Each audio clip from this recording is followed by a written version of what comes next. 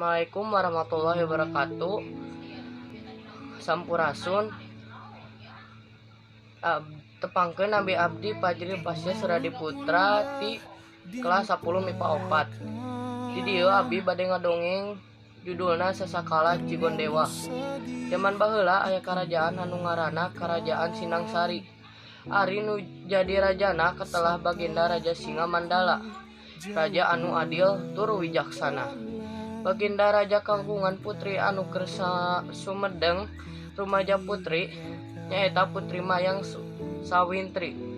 Putri gelis bawa ngajadi endah bawa tak ti kudrat.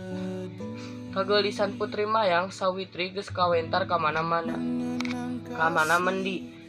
Loba pangeran jeung raja anu boga maksud pikeun ngalamar tapi kabehanana ditolak ku Putri Mayang Sawintri.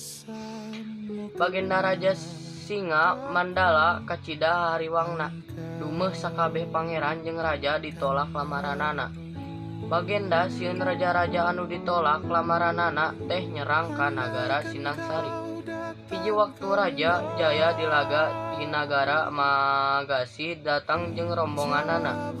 Maksudna taya liang rek miharep ka Nyi Putri Mayang Sawitri. Tapi nu ieu geus sarua deui ditolak lamaranana. Atuh Baginda Raja Singa Mandala teh beuki gempeur kacida. Sok sieun Raja Jaya dilaga bendut tuluy nyerang karajaan manehana.